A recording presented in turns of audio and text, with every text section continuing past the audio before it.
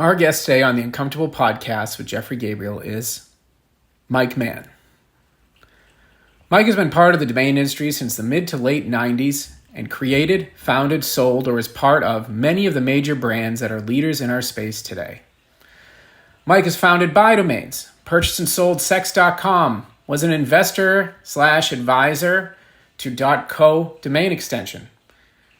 He's founded the DomainMarket.com, SEO.com, which he grew into over a 100-employee company, and he's recently sold, Phone.com, and is even the creator of the technology behind domain search, something that we all benefit from on every domain registrar and domain marketplace today. Oh yeah, and he's a published author as well. But, in the tumultuous world of entrepreneurship, there was always one constant with Mike. Mike always took the time to help others with his nonprofit, grassroots.org, and make change. And like I said when I launched this podcast, people see the success in entrepreneurs or business people, but they do not always see the struggle in one's success that they had to get there. And Mike comes from humble beginnings and is entirely self-made. And as we know, life is not always roses. So today you get to hear his story, his journey, and hopefully some nuggets of information that will help you on yours. And I know I did. So today I give you Mike the Man, and you can contact him by visiting MikeMann.com. You can always listen to us on all the major outlets like Spotify, YouTube, Apple, and countless others. If you'd like to be a guest or have some feedback, send me a message at buzz@saw.com. BUZZ@SAW.com. Thank you.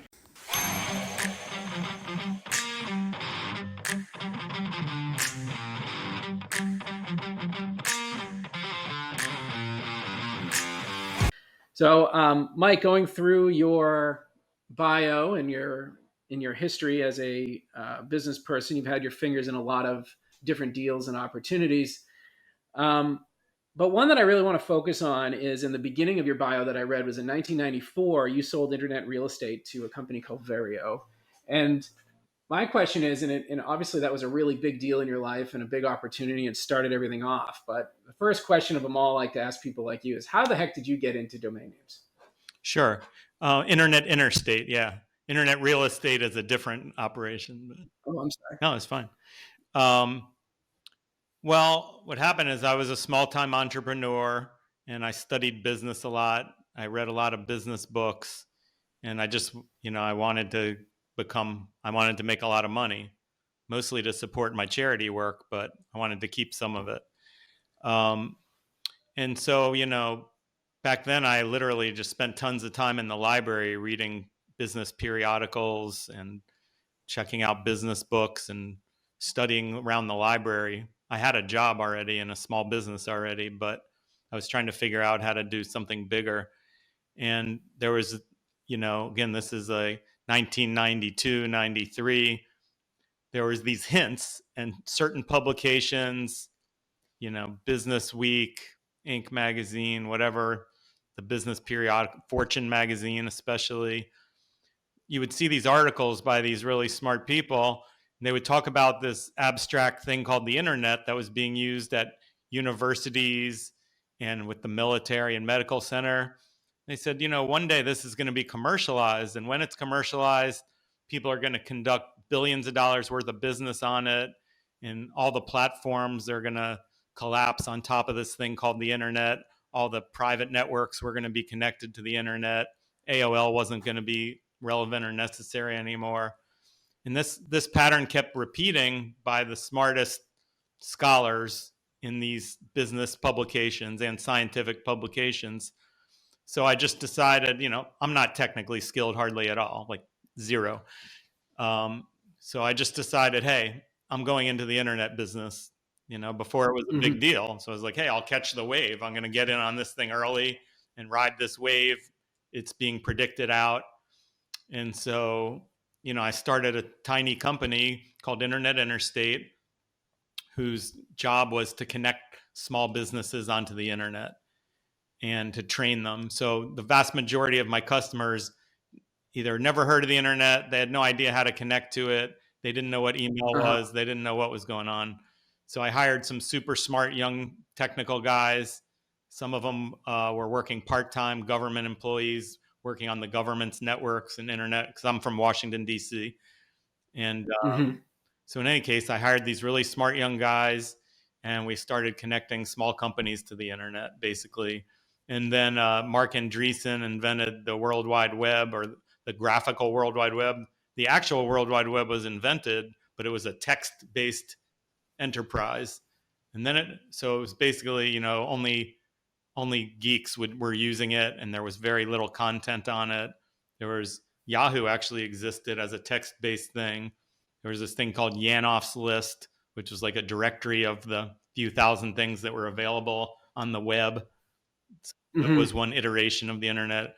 So in any event, we started this company, Internet Interstate. We grew it up over a few years. And then this group called Vario was consolidating all the tiny internet companies like my own. And so we sold out to them ultimately. That's the simplified version. Got it.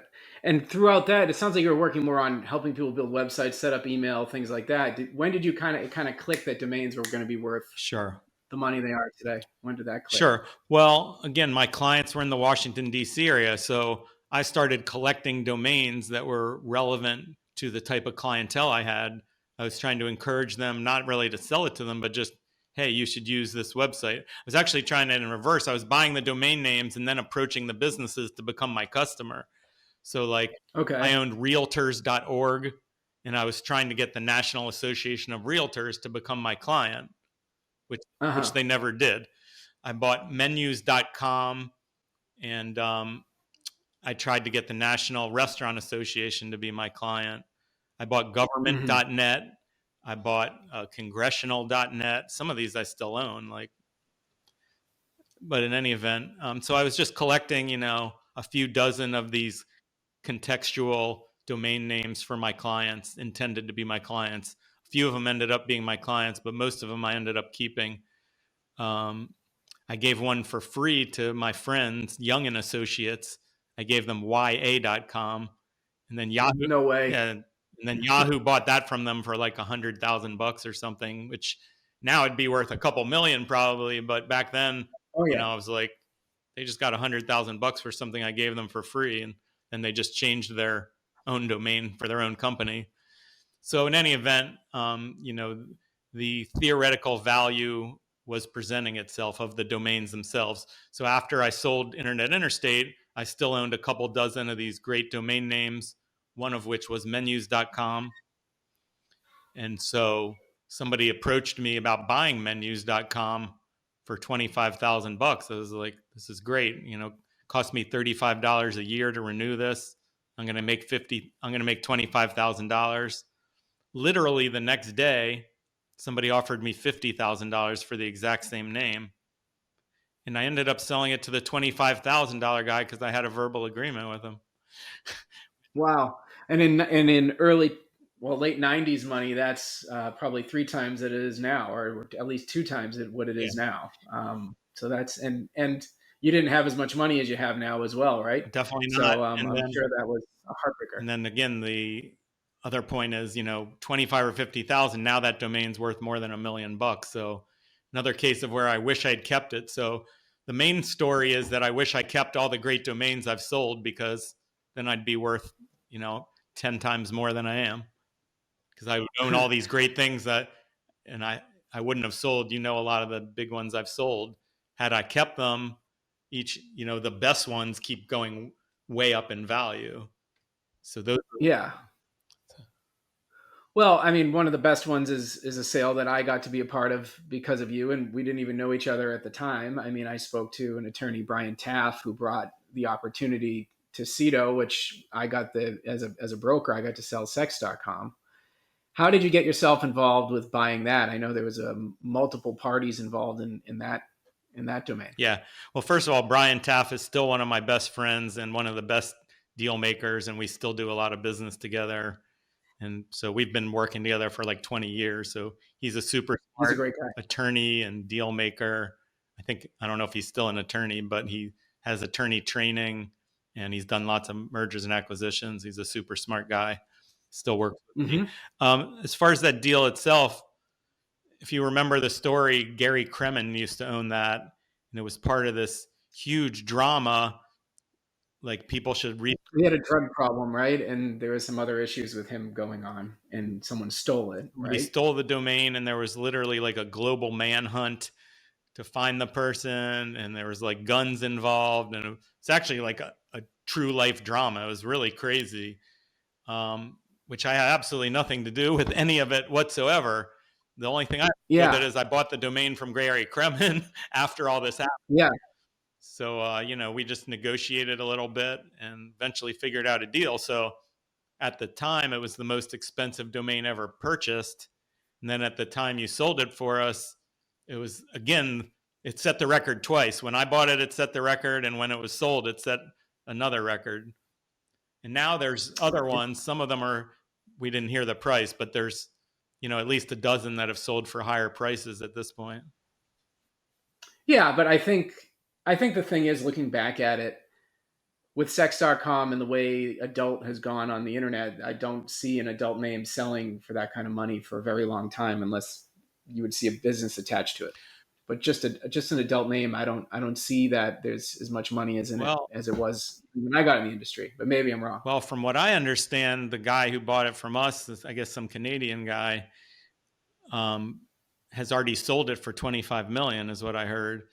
And then, if I understand correctly, the guy he sold it to sold it again. So it's possible it sold for, I can just guess, I have no idea, but it sounds like it's already sold multiple times. And now it's probably sold for more than 25 million. So, back then I said, this thing should be worth 50 million. I didn't want to sell it. I got under pressure to sell it, but I was trying to wait until it was worth 50 million to sell it. Mm-hmm. You didn't have any plans to build it out. You just bought it as an investment. Well, we discussed some things, but we never accomplished any of it. So it Got was it. too controversial to build it out, is the bottom line. Mm-hmm. So I came into the picture with sex.com and we sold it in 2013. But from when you sold, you created another business, which ended up you founding BuyDomains, which is still a major brand in the industry, which sold to, which is now owned by Newfold Digital, which used to be called Web.com, for those if you want to know who owns it. But how did you get started with creating BuyDomains? What happened there? It's also Endurance before that. Yeah, that's true as well. Endurance. Yeah. And I got them their.com. I acquired endurance.com for them when they changed their company name. Sure. You're asking how that thing evolved? Yeah, like how did you end up founding, BuyDomains, and then they owned Afternic for a period of time? Were you part of that too? And then it kind of got split off, or how did that happen? Well, I had a tail on my deal, so I owned a small percentage of it, but I didn't really have anything to do with the business. Mm-hmm. With BuyDomains? Yeah. After I sold it, Okay. I still owned a tiny bit of it, but myself and my partner still Okay. owned some. Um, Got it. so, well, the basic thing is that after I sold that domain, menus.com, I'm like, this is crazy. I just got $25,000 for this thing that costs $35 a year. And Yeah. my friends were still these great programmers. To this day, I still have great programmers I work with. So, we wrote software and we patented it called Who Is Plus. So it was a way of searching for great domain names. So we did it to build our own portfolio of great domain names. And then we put it out into the public. And we had a patent on this thing, Who Is Plus. And then we changed the name to NameFind. So if you follow the trajectory, when BuyDomains was sold, half of it was sold to Endurance. And the other half, the intellectual property, Afternic, was sold to GoDaddy. So GoDaddy is actually the owner of the patent NameFind for the domain search that everybody in the world uses, that concatenates, parts of the words together. Like, if you put in, money, it'll do money online, money central, e-money, iMoney. Yeah. It'll search for it and it'll allow you to register it. So Were you surprised? Oh, go ahead. every domain registrar in the world uses that technology. It's actually a patent of GoDaddy's, since they bought the rights to it. But I don't know if they know they own the patent, And I know they certainly don't care because they're definitely not enforcing it. So everybody just uses it as, open technology. But technically speaking, I mean, I'm not a lawyer, but presumably they could try to enforce the patent and make everybody pay them for that. But the second point is that they use name find, the word, the trademark, for a totally different service that has absolutely nothing to do with that service, but they still use the name find for their own private domain portfolio, which is millions of domains. So, that was my brand, my patent from way, way back. So they use that. That's And wild. then newfoldweb.com uses buydomains.com. That's wild. Yeah. So I never knew that, and that's really interesting stuff. It is interesting that were you surprised when they came out with their own portfolio and they named it NameFind? Were you like, oh really? Well, Did you know that they even had a name at that point? Well, that's when it just occurred to me that they might not even know they own the patent and know what NameFind is. Like they don't know, they don't care. I'm just guessing. Yeah. I don't know. Maybe they do know. They definitely don't care because they haven't made anybody pay them for the licensing rights to the idea. I mean, it's a very simple idea, but it's still a legal patent. I invented it. They bought the patent. Not again.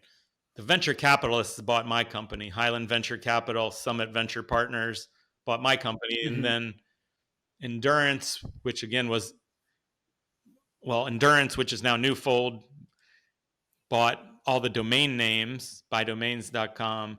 GoDaddy bought all these intellectual property rights. So again, like I don't know how much of it that I don't know, like they bought a whole package of intellectual property. I'm not sure if they know everything that they bought necessarily. Or perhaps, a lot of other people invented the same or similar thing that you did, and they could compare it to what Google does for search or some other search engines. It's really a keyword search at that point, right? Well, they didn't invent it; they copied it. I invented Yeah, well, that's true. So you, in essence, created the first name spinner in so many words. Yep, and patented. Got it. Yep. Wow. Which was very difficult and expensive to patent it, but we had the proof that we invented it and all the technical drawings and stuff. So. And what year was that you patented NameFind in this technology? Jeez. I don't even know. It was so long ago. Can't remember. Could have been like 2000 or something. Yeah. And then I got in the business 14 years ago, and right in 2009, 2010, in that vicinity. And I remember a couple years, I mean, sex.com came and went. And then I remember like a few months after I sold it, I heard the story that you registered the last like 2,000 or 5,000 four-letter .coms that were available for registration. And then you registered a lot of names of generic named companies in the phone book. Like that was something that you used to do, right? Is that how you've built a lot of your current portfolio, or is it other ways? The current portfolio I have now, the BuyDomains portfolio that I sold was a lot built like that by taking these databases, turning them into domain names, whether again databases of people names, databases from the phone book, databases of four-letter expressions. So we took all sorts of databases, plus we used again our own name find technology to create words. So we would just create databases of words, and then we'd check to see which ones are available, and then we'd buy the best ones of those that were available. That was my new technology is actually even better and more sophisticated, and we have more experience, and it works much better. It's very evolved quality of technology that we use currently. So you're constantly buying names to this day? I'm not doing very many right now, but I'm getting ready to start up again. Got it. I had to just had to wipe out this debt load that I had before I went back into buying again. Plus, we were just working on a bunch of other stuff, so we were just too distracted, basically.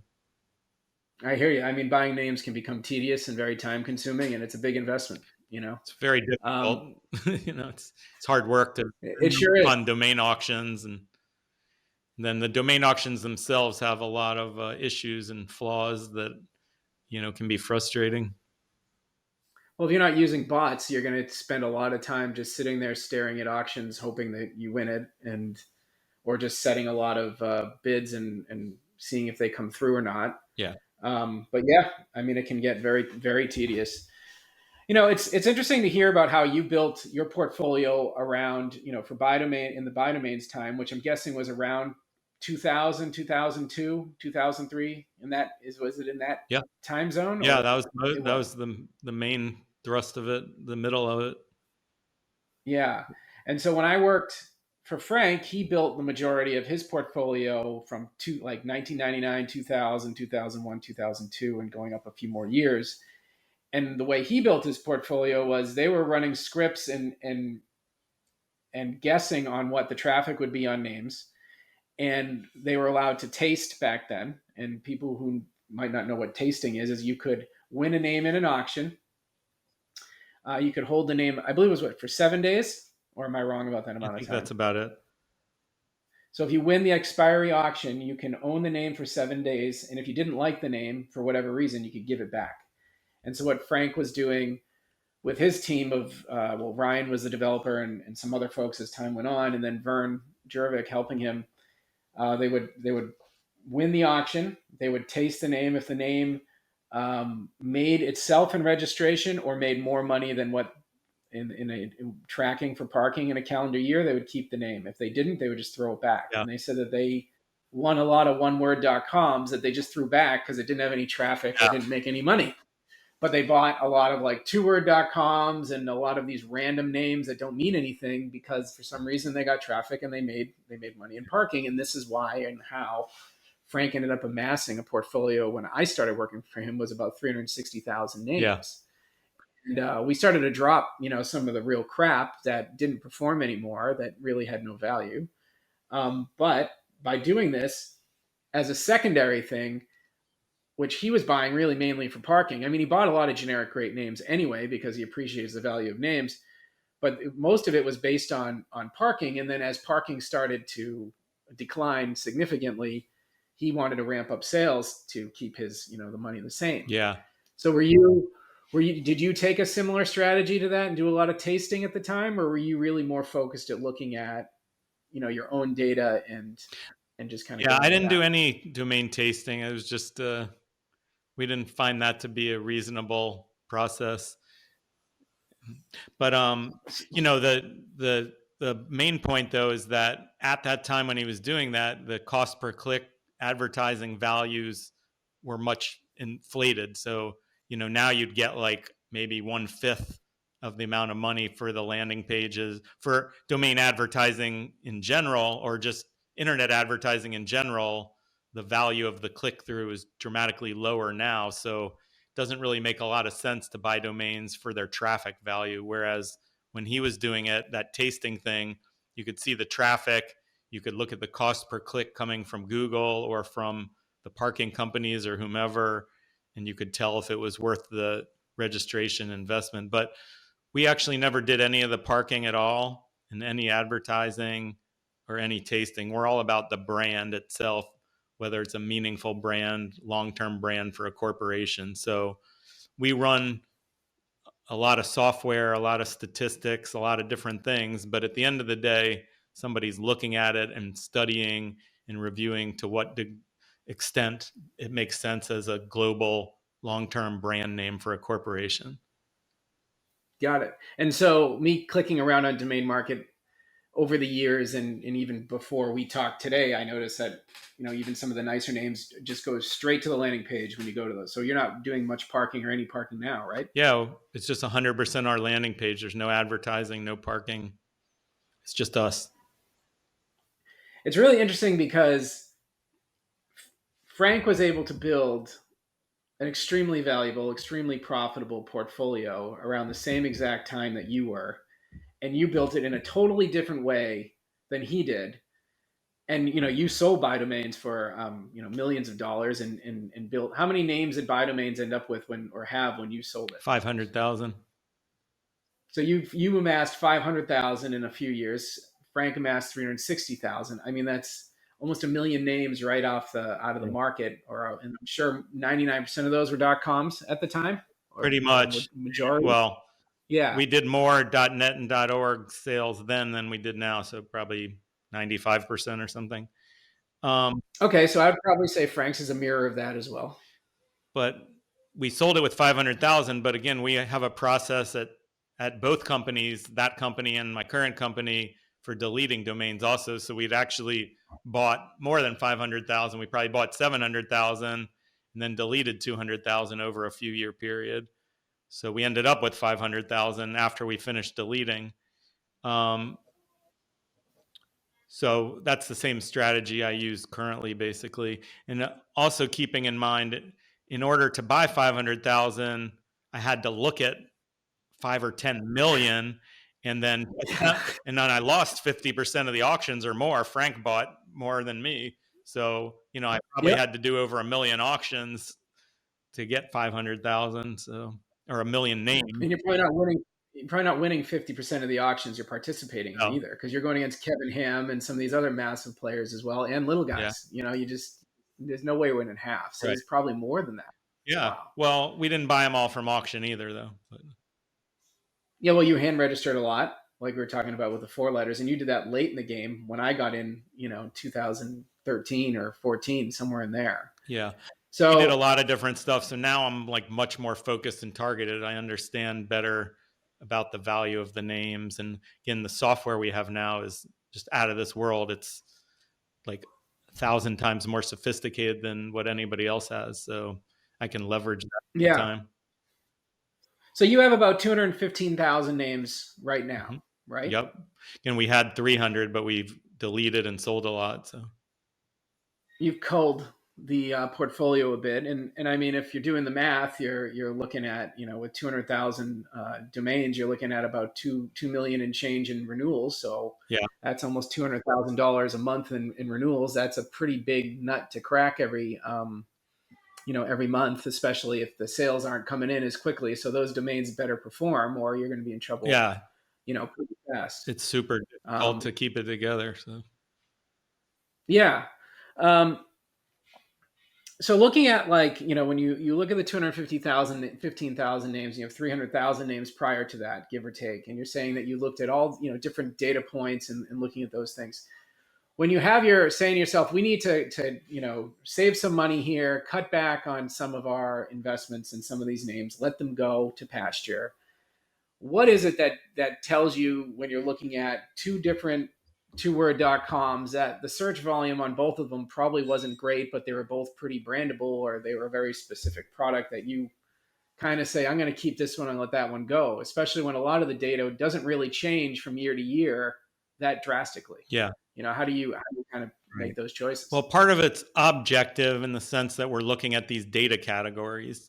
And then at the end of the day, we get the short list, whether we're buying, deleting, selling, whatever, we get the short list. And then it's subjective, where myself or somebody's personally studying it and looking at it and seeing because the data may be perfect, but it doesn't always tell you everything. So we just have to make a final subjective opinion as to the value. If the value is 0 or close to 0, we delete it. Mm-hmm. So, there can be 2 names. If they have the exact same data fingerprint profile, we can look at them. They both might be great. We keep them. They both might suck. We delete them. One might be great. One might suck. So you just got to look at them subjectively at the end of the day. Yeah, I mean, I think, and one of the things I've done with portfolios is made recommendations on what people should keep and what they should drop. And it's very easy to look at the best and say, okay, well, you're obviously going to keep those, and these obviously suck. But then you kind of get in this gray area where you have, 20,000 names that all almost are similar in statistics, and you're selling names out of that pile every week or every day or every month. But, that's when it gets into you could own some of these names that you think are the best and keep renewing them, and they'll never sell in 100 years. And others that, you could buy today and you'll have a buyer a week from now paying top dollar. And that's, what do you do to kind of, when you're on the fence about those? Is it really just comes down to your gut? Pretty much. I mean, again, we have the data system, but then we can do some manual research to confirm our gut feeling about it. And, the majority of the time you can figure it out, but sometimes, you're just taking a risk, either keeping, deleting, or whatever the case may be. Yeah. One of the main metrics a really successful domainer looks at in his portfolio is the number of inquiries the name gets on a regular basis or over the period of the year before he decides whether to renew it, if it's those ones in the gray area. Yeah. And when I look at DomainMarket, one of the things, and you take a different strategy than we did when I worked at Uniregistry and we ran the marketplace with Frank's names, was we would either do a make offer on all his names or buy it now make offer. And our goal was always to capture the buyer's details, Yeah. and see who this person is and understand them. And if we needed to sell a bunch of names in a month, we had the people to do it. Or we would use it as a metric to tell us if the name has demand. I mean, a really shitty name sometimes gets an inquiry every couple of months. But it seems like on your site, you don't really collect the data as much. Mostly everything's buy it now. I know. Being in the business so long, why did you decide to go that way? Well, it's a big problem. Actually, literally just yesterday, we took the prices off everything over 500,000 so we could collect the input data. But there's a couple points here. We're trying to give them an anchor frame in their minds, what the price is going to be approximately, if not exactly, so they can understand the value. Because if something is worth $300,000 and it just says request price, the guy's starting in his mind at $500, working his way up to 5,000, 10,000, 20,000, but he never gets to 300,000 because of the way the psychological effect of framing goes. So, but the flip side of it is, the best way to sell a name is to capture the information and do long-term, retargeting of ads that they see online, drip campaigns, phone calls, locking them into your Salesforce database, keeping notes and personal information, birthdays, whatever. So it goes against my sales training. It goes against my sales training in a lot of ways, that you're supposed to drive through the messaging over a long period of time and a lot of exposure in order to get them to buy. But again, it's the idea of framing. It's a psychological thing. It's a very anchoring. Framing is a really big deal to get in their mind the conceptual value of the domain. And, we don't really mess around. There's a legitimate reason why we think the actual price. First of all, I've done more appraisals and more purchases than anybody in the world. And second of all, there's a reason why we're motivated to get the exact right price on there. And the reason is they're already very expensive on average, because that's the type of names we deal in. If I put them too high, I can never sell them. So that's like selling them for $0. I get no money at all if I price them too high. If I price them too low, I get less than I'm supposed to get, less than they're worth. So we put the actual real appraised price on every single domain to the best of our ability. Sometimes we give people discounts because we just feel this pressure to make money all the time. But, to illustrate, why my method works, we just sold rivaclub.com, R-I-V-A club.com, which doesn't sound very exciting, but we got $300,000 for it last week. You're kidding me. And the reason is, it's our data system. Nobody else has a data system like this. And our data system identified that domain and gave us this huge amount of information so we could see how incredibly valuable it was. And again, then we do the subjective confirmation, where we review that data and we review that name and the branding and look in Google, et cetera, that confirms what our data system told us. So again, GoDaddy, Newfold, huge domains that have these enormous collections don't actually know the value of their domains. I want to help them let them figure out the value of their domains, but they're too stubborn essentially, and they think they know the value. But again, they would have sold that name for $10,000 and they probably would have negotiated it down to $5,000 because they don't know what it's worth. because they don't have a data system like ours. They have some data points. Lots of people have some data points, but first of all, we have every data point that the public has. We have a whole bunch of data points that nobody even knows about. We created our own unique algorithms to uncover all this extra data that nobody can see. And we have this user interface that is unbelievably efficient and effective at pricing and repricing domains and constantly changing them based on the market conditions. And now we're adding all these AI components into it, which is going to bring it again to the next level beyond that. So again, my data system is worth more than all my domains put together, because if somebody has 5 million domains, they have to pay $50 million a year to maintain it. So they can't really delete stuff because they'll throw out the baby with the bathwater. They don't know what to delete. They don't have a system that's good enough. So they accidentally delete good stuff, or they're accidentally renewing garbage. If you have those people that have 5 million domains, they should be deleting probably 50 or 60% of them. Then the rest of them, they need to figure out the price. Whether they're going to put the price on the website or not is irrelevant. They need to know it for their own broker. So when somebody says, hey, what's the price? They need an appraisal. Or they could do the same thing I do and just put a buy now anchoring price.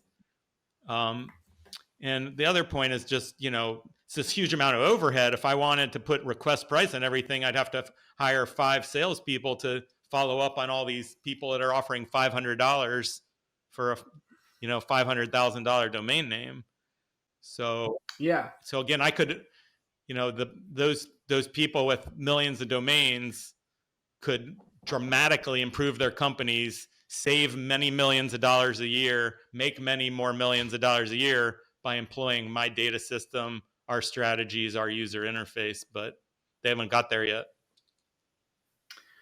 So I can understand, and it's funny because I've heard with the pricing and sales of this size, right? I listened to at NamesCon a little bit. Rick Schwartz did a thing about negotiating in domains, and he's known to get some pretty high prices as well. And one of the things that I was thinking of, though, is GoDaddy, and then later on with Frank, where we had a lot of overhead with the registrar and the registry and growing the business and things we needed to do. We were using Frank's sales to pay for it. We kind of found ourselves in a position like GoDaddy with stockholders or shareholders. They have to meet certain numbers every quarter, come hell or high water. But with you and somebody like Rick, of course you have your overhead, but for you to just say no is a lot easier than if they have to do something. Yeah. Right. And I think you're in an easier position to do that. And you're absolutely right. They are going to miss opportunities like this one. I would have probably missed it because when you search Riva Club USA, right, or Riva Club, the very top one is rivaclubusa.com. And when you click on it, this website looks like it's from 1992. Is this one of the originals? It looks like one of the originals you made, And you go down, you say, okay, yeah, well, you have Riva yachts. It looks like something like a Chris. Is it like a Chris Craft or a Mastercraft? Is that what a Riva boat is? Well, again, that's one of the points here. Is that Riva yachts? How much do you think one Riva yacht sells for? At least $100K for a shitty one. I mean, a lot more than that. And glancing. Yeah. So there you go. That's the type of stuff that my system is going to uncover. And there's, again, whether you're doing the analytical approach with data or you're doing your subjective personal approach, there's sort of 2 aspects overriding the whole thing. It's the breadth and the depth. So the breadth is how many individual potential buyers are there for Riva Club, which again, we know the answer to that. Well, one. Well, again, there might be more than you can see in a cursory evaluation, but the question is how many potential buyers are there? And then what's the depth of usually you're just looking at the top buyer. How wealthy are they? How badly do they need it? And then you can go down the chain. Let's pretend there's 10 potential buyers. If 2 or 3 of those are billionaires, that's something that my system's going to recognize and the competitor systems aren't going to recognize, which is why I got $300,000 for that domain. We knew the breadth and the depth of that name and all the data points, and we had done a subjective appraisal of it. So we knew exactly what we were doing before we went to the table. So what would it cost for somebody? Because I mean, I know like NameFind has millions of names at this point, and BuyDomains has hundreds of thousands, if not millions of names at this point as well. But what if you're a smaller domainer with 3,000, 5,000, 10,000 names? What would you charge them to run their names through your tool, and you give them their pricing? Well, we have a separate service, which is actually somewhat different, called accurateappraisals.com. That's actually a manual appraisal service, and where three experts, including myself, appraise the name independently. And then we create a certificate of authenticity that says, here's the current appraisal for this domain. But it's the average of the three. So myself and two other experts are going to appraise the domain manually, give you the average. But I'm talking about you're saying you did it for your portfolio. How can somebody? Because I think this is one of the bigger problems with domainers is in general. The smaller ones, of course, have trouble pricing their names. Yeah.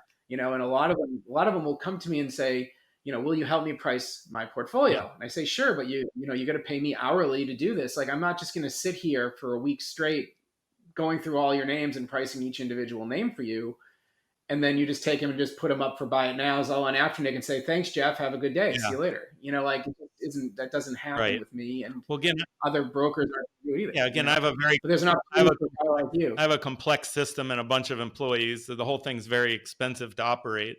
So, but just to back, this goes together with accurateappraisals.com.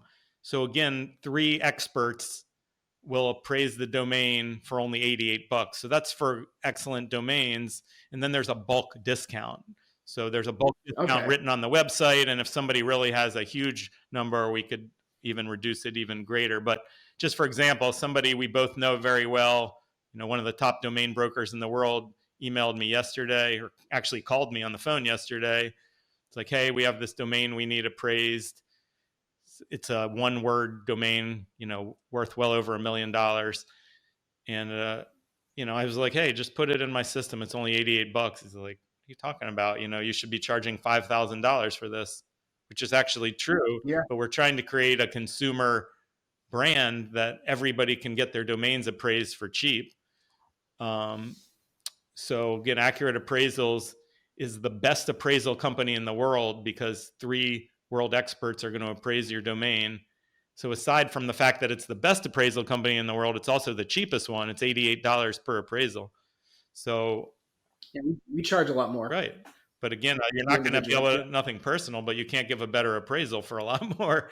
This is going to be a great appraisal with a certificate for only $88. So again, as far as using my system for bulk things, it's negotiable essentially. I haven't done it yet. I mean, we've done small bulk things like 50 or 100 names, but we haven't done like 1 million or 100,000 domains or whatever. But really, there's only 3 people in the world that have a big enough collection, which again is Huge Domains, Newfold, and GoDaddy. Those people need me and my system extremely badly. Whether they realize it or not is their own issue. But I feel like Huge Domains, the guys over at the Rayberry brothers over there, it seems to me they kind of put the names into buckets, right, and then those buckets will reflect a specific price. But again, I don't think there's much variation. I haven't looked at their names lately, but I'm saying like in the last few months ago, I've always noticed it's like 3,995, 5,995, 2,995. Yeah, absolutely. And then that's what all three of those. That's what they all do. But the point is they're missing all these exceptional domain prices. Like again, they would have sold Riva Club for $5,000, $10,000, $20,000. If they had given it to me in my system, I would have told them it's actually worth $300,000. So did you wake up one morning and it was sold for that much money, or did they inquire to you and you negotiated for? Yeah, it was like, well, right after Christmas, the girl who works for me is like, that one's sold. We got the money. I was like, hallelujah, because we needed it to the end of the season. But it just, I'm just using that one just as an example of you can't face your a domain versus just guessing. Yeah, and compared to last year and the year before, how do you see your sales going? They're ticking upwards. Yeah, they're ticking upwards. So you did better last year than you did the year before. Yeah. Well, yep, definitely. Just a little bit. I mean, I don't have the exact numbers in front of me, but probably 10 or 20% better. And are you talking about number of sales, or are you talking about revenue? Revenue. In revenue. Did you have a couple of big sales that kind of tilted the scales, or did you have, or was it just more of just better pricing and higher price sales Well, in my general? big sale wasn't part of DomainMarket. My big sale was SEO.com. Okay, you didn't count that. Okay, That was part of a separate enterprise with separate shareholders, whatever. Even though I owned most of it, but there's some both of those companies I own in the 90 something percent, but they each have some minority shareholders in there. So they're separate got business operations basically. So that was the it. biggest Hmm. sale. If that one had shown up on the domain market books, it would have, you know, doubled domain market's revenue. Got it. All right. And so right now, you and I have a name that I inquired to you on, and Brooke Hernandez, who's a broker for me, who works at saw.com with me. She's worked with me for a decade. Has a buyer for continentalsupply.com, and we offered you $10,000 for it. I believe the list price for it is 30. $29,888. Yeah. If we bought it today with a credit card, we would get a 20% discount for $23,910. Right. I offered you $10,000, and you said not enough. It's not enough. Right. Well, Um, so again, I mean, that thing was properly appraised. The full price is a fair price, and the discount, 20% discount, makes it a 20% discount from a fair price. So that's a great price. And again, it goes back to the main points here is we have a complex data system that analyzed that name, and a person subjectively confirmed the analysis and the valuation. So that's a spot on value. And the reason, again, is because of the breadth and the depth. So in this case, I did a tiny bit of research. I don't have all the research, but there's at least 5, if not 10 companies that use that name, multi-million-dollar companies. So again, the breadth is at least 5 potential buyers, and the depth is some of them are millionaires. So there's really no reason to sell it for any less because somebody will buy it. They can buy it next year, but it'll be 40,000 instead of 30,000. So I mean that.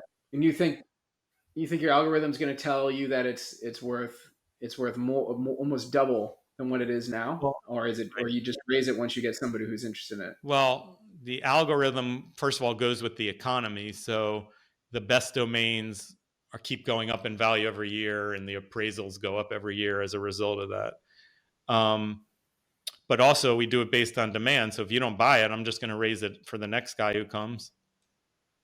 Uh huh. And then if you were to start to collect more buyers from your inquiry pages, would you then account that into your appraisal tool to say, okay, well, we got this many people eyeballed the names. Are you tracking the traffic of people looking at the name? Yeah, Are you well, tracking any of that? it's all in there. The traffic is certainly a key component, but Uh huh. the number of quotes is this one component. We actually have the number of quotes in there, but it's all ancient because we don't collect quotes anymore because we have a price on there. So, but we used to Mm-hmm. have a request price. So then we have one of our data columns says how many people requested a price, and again, that's a heavy objective weight into the valuation. Got it. I got it. And what do you think it would be a fair price for this name if we were to get someone to pay for it I today? mean, that's my point. Is it is a fair price. The full price is a fair price. The 20% off is a very fair price, and anything less than that is an incredible price. And since we're friends and you're a top broker, I'll give you a little bit less, but I don't really have any motivation. I'm going to sell this thing anyway. And again, I'll probably sell it for 40,000 next year. So, if I don't get 25 this year, I'll get 40 next year. Names at this level keep going up in value. So like my retirement fund is not selling them, Again, my main regret in life, or not in life, but in business, is selling domains for too cheap that I could still own today that are worth, many times more than they were worth. Like menus.com was my earlier example. Yeah, that's a good name. I really like it. Easy to spell, easy to remember. That's what you're looking for when you're looking to order out. Where are the menus, honey? Right off the bat. I like this one. Continental was an airline. It's a tire company name. There's many different brands in business to consumer named this, business to business. There's other suppliers, other companies. And if you take any kind of like a brandable name in the word supply, that's pretty strong. Yeah. I think that it's a solid name and it's a good two-word.com.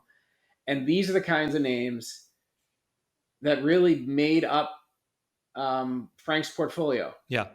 He didn't have, a lot of people think that he just had countless one-word.coms that we would just sell tons of them every month. And he didn't actually have like a lot of like SEO.com style domains or sex.com style domains. He had a lot of, this was Frank's bread and butter.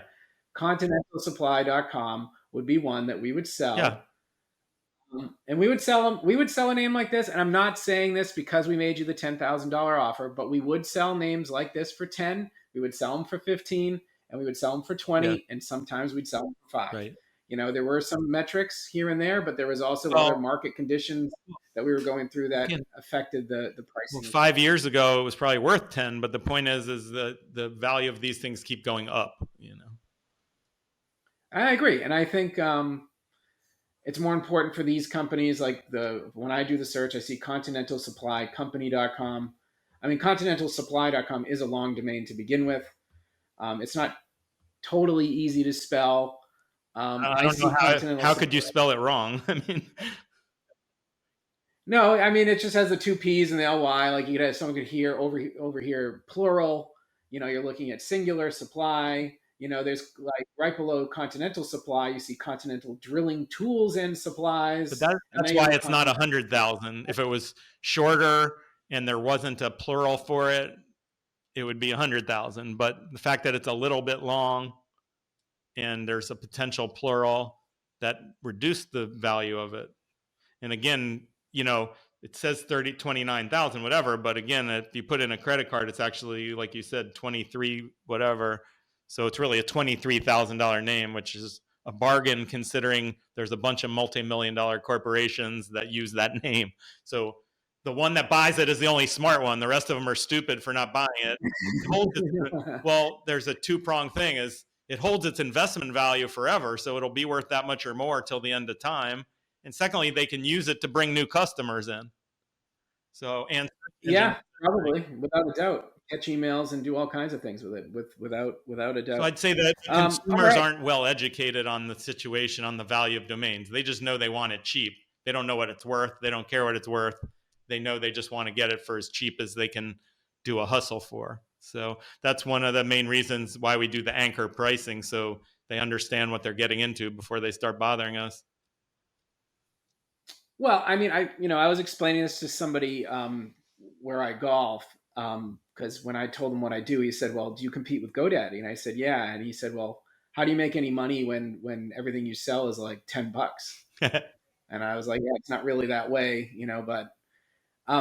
but the thing is, it's interesting that you have a lot of companies like my own that aren't paying rent. All the people that work with me work from their homes, but you need a storefront and you need a good address.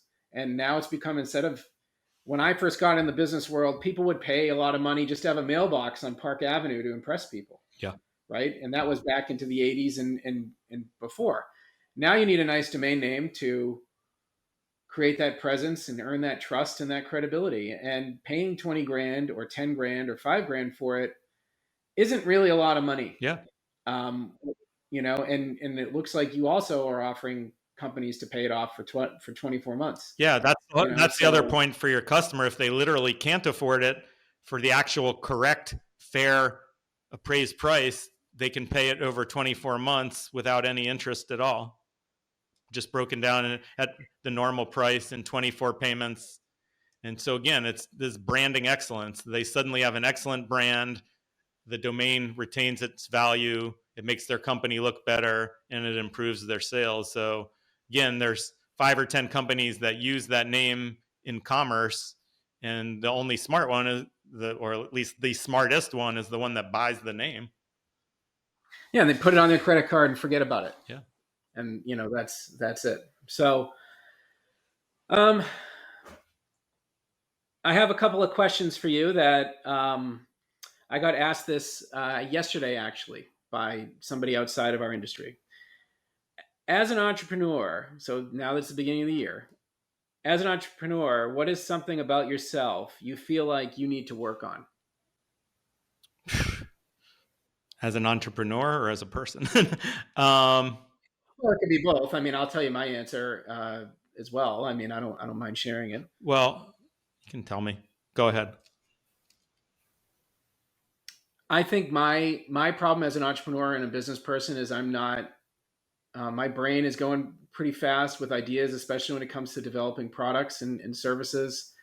And sometimes when I would explain it to a project manager or a developer, I kind of go a little too fast, or someone else on my team. And then when the outcome doesn't come out the way that it's supposed to, I get angry that it's not what I was envisioning or what I wanted.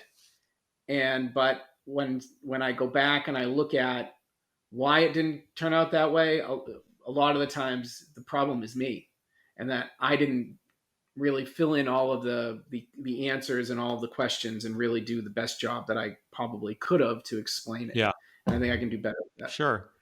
Um, well, I guess for me, there's plenty of things, but I'd say the main thing is I don't like airplanes. I don't like hotels. I don't like being away from my kids. So I've missed all these opportunities to spend time in New York, Silicon Valley. I went to that one conference that I saw you at a few months back, but In Austin, yeah, but yeah. I practically never go to any conferences. And I just, I'm doing what I do here. I do Zoom, I do email, I do phone calls, and I'm not getting the FaceTime I need. So, like I own a company called phone.com. It's an awesome company, it's extremely successful. But if I was spending every week in Silicon Valley, I'd be able to do all these great deals and partnerships. I speak to a lot of these people, and the president of the company speaks to all these people, but I don't have any physical presence there. I never go to conferences in Silicon Valley. I try to avoid New York like the plague. But that's my biggest weakness because that's where all the money is. That's where all the deals are. That's where all the partners are. So again, if I had that exposure, I'd probably make a lot more money. But I envision myself, turning stuff over to other people, selling off most of my companies and most of my assets, and spending my time at the beach with my kids. So I'm just not as engaged in the day to day and the travel as I should be, basically. So it it makes me less profitable than I could be otherwise. Well, I think that kind of goes into your personal, as you're saying, you're making a conscious decision to spend more time with your family and be a great father. And there's nothing wrong with that either, Yeah, right? absolutely. And again, it's just I have Yeah. an aversion to airplanes, hotels, and like that whole lifestyle. I guess I know a lot of other people that live like that. Most of them like it, but I just it's just not my thing. Well, when you came to NamesCon, you had your wife with you, and she was pregnant at the time. That's when I realized that you had one on the way, and then you had the baby like what, a month later, Yeah, uh-huh. or Yeah. and I was surprised you could even fly at that point. I Like, know it was the so end of the time the doctor said. We asked the doctor. He said, "Yeah, this is the last one you can fly. yeah, This is your last date that you can do it." Um, yeah.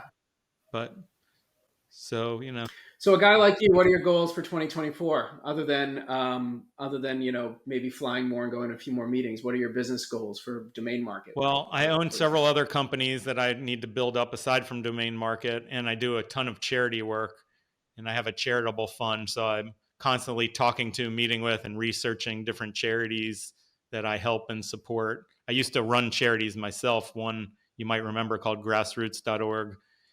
And Absolutely. so I'm always doing a lot of work in that space and trying to improve, uh, trying to focus on the groups that uh, deserve the money. If anybody is interested in this stuff, my organization is called Make Change Trust. So you can go to makechange.com, or there's also a link at mikemann.com that explains all my businesses, my charity.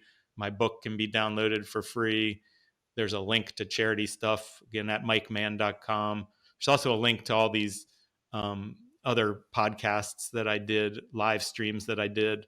So I've interviewed like tons of the top domain people and tons of other really smart business people. So there's all sorts of videos out there. There's a video of my speech from NamesCon that I gave, which I thought was pretty good with Amanda. What year was that? What year did you give the speech at NamesCon? Last year. You were sleeping through it. At the No, I one we wasn't just went sleeping through to, it. I remember it. Amanda interviewed me there. Oh God, yeah. But I didn't realize you were the keynote for it. I remember watching you do an interview at NamesCon when you were on video, but I must have had a meeting during your speech at NamesCon. it's all Wow. good. But that That's video is online, so I think that's a pretty solid video. It explains a lot of stuff, a lot of tricks about domain names, and some of the history that I glossed over today. So.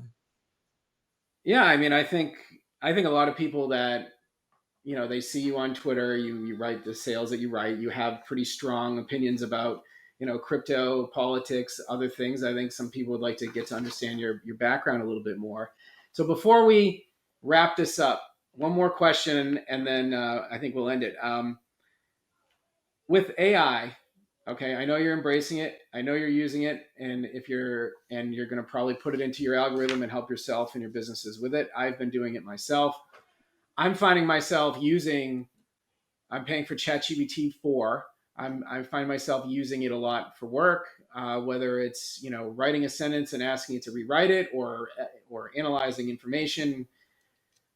I'm finding myself using that more to a point than using Google search, because I'm finding with Google search the results aren't very good anymore, and that's because a lot of the questions questions you're looking for answers for in Google search, the answers you're getting are from like affiliates just trying to, like, if I have plantar fasciitis in my foot, well then it's just a guy writing what are the top 5 sneakers, and then there's a link to the Amazon ad, and most of the time those sneakers don't even help your feet. It's just the getting paid the Yeah, most. it's basically And I feel like Spanish, you know. yeah, and it's like if you search for the like domain broker now, Neil Patel, who's an SEO guy, he comes up as like the top 10 brokers, and you have to pay him to get on that list. He wanted thousands of dollars from me to get on that list. And there's companies on there that aren't even in business anymore, right? And so it's ruining search. And I'm finding myself using, ChatGPT. I call my guy Ronnie the robot, and he gives me better answers to the things I want to find. But what I'm realizing is that he's making suggestions sometimes of services or goods. And I think that as time goes on, if this becomes part of our cell phones, which it's going to big time, and it becomes a much bigger part of search, do you think that we're even going to get results in the future? Or is it really just going to be suggestions from a bot that really starts to get to know you? And if you say to him, I'm hungry and we want to go to a restaurant we haven't been to before, it might know by knowing, like navigation where you've been. Yeah. And it would say, well, you haven't been to these restaurants in the area. What do you think of these? And your other friend, your friend Tony rated it 5 stars 2 weeks ago. Here's his review of it. And then he points you in that direction. Or you want to buy a higher quality domain. Instead of paying for Google AdWords, we might pay for Headspace in AI. And the question is, that direct question, where do you think domains are going to fall into this if AI is, in essence, if my future, I'm telling you, becomes true, where AI is really just suggesting everything and you're not really giving the user legitimate Yeah. results? What's going to happen? Well, first of all, ChatGPT has some APIs such that thousands and thousands of private people can build their own systems on top of it, so they can improve it, filter it, change it, customize it, focus it. So people will create all sorts of services and apps that'll refine the experience to get it the way you want it, if that makes any sense. Mm-hmm. Plus, ChatGPT Yep. itself can improve their basic functionality. And ChatGPT is just one experience. There's already, a dozen other popular big services and 100 other smaller services. And there's an insane amount of investment in this space right now. Vast majority of those companies are going to fail, but Yeah. I'd say the point is it's just the super beginning of this thing. There's going to be just a massive amount of innovation on top of ChatGPT, and then thousands and thousands of other companies that use ChatGPT. It's almost like Play Store. Like Play Store is really cool. Then there's thousands and thousands of people that connect it, or they connect They create a Windows application, for example. They're not a Microsoft owned company, but they created Windows applications. So it's the same sort of thing. You're not owned by ChatGPT, but you can have a ChatGPT compatible experience through your APIs. So again, it's already insanely cool. It's already evolving at an incredible rate. So you're just going to see so much new stuff. So I wouldn't put yourself in a box or your mind in a box where you think it's just going in such and such direction, because there's just too much innovation to really predict what's going to happen with all the ancillary companies or even with ChatGPT itself. But in the domain space, we have a lot of plans here. We keep uncovering all these new ideas for everything we're doing, for landing pages, for appraisals, all sorts of different types of research. Again, we have this enormous number of data columns that we use, that we analyze, and a bunch of them about, a bunch of them are proprietary, and you can use AI on like 75% of that stuff to improve what we're already doing. And then the landing pages, there's all sorts of things. Plus, with search optimization, there's all these crazy tricks that I think my people are going to be uniquely qualified to leverage. Remember, I used to own SEO.com for 15 years. Well, it wasn't just a domain, it was a corporation at one time, had over 100 employees. So, I think DomainMarket plus phone.com and some of my other assets are going to get this enormous leverage from AI, some of where we already know the direction we're going and what we need to do, and a bunch of stuff that hasn't even been invented yet, or we don't even know the basic idea of what's going to come next. So it's going to be a huge amount of our time and money and thrust the next few years for all my companies. It's going to be surrounding AI. And I don't own any AI company. It's companies that leverage AI. So all these people trying to sell .ai domain names, they seem to be missing the fact that all the people using AI don't make them an AI company. There are thousands and thousands of AI companies. Most of them are going to use .com, and most of them are going to fail. So while .ai is probably cool for a few thousand companies and some of the very best domains, it's not a competitive experience to .com, and it's never going to be. I think if you're a B2C company, you definitely need the .com. If you're a B2B in the AI space, you can get away with it. But we can go That's definitely down small that road. number is my point. That's a small number of companies. So you're going to use AI in the short term to further support your businesses, leverage your businesses, but you're not thinking about really getting into the AI space these days. No, is what you're saying. I don't have very many employees anymore. Again, phone.com has over 100 employees, but I don't actually work there on a day-to-day basis, and it doesn't work on any of my domain products. It's a totally separate experience. They're going to use AI in a lot of respects, but not be an AI company. Again, so I just don't have that many employees at the moment, and I'm just enjoying having I have a group that does a great job that I'm outsourcing a lot of stuff to, but my own personal employees are like the least I've ever had in my life, which makes things a lot easier to deal with on a day-to-day basis. So. Do you miss it? Having a lot of employees?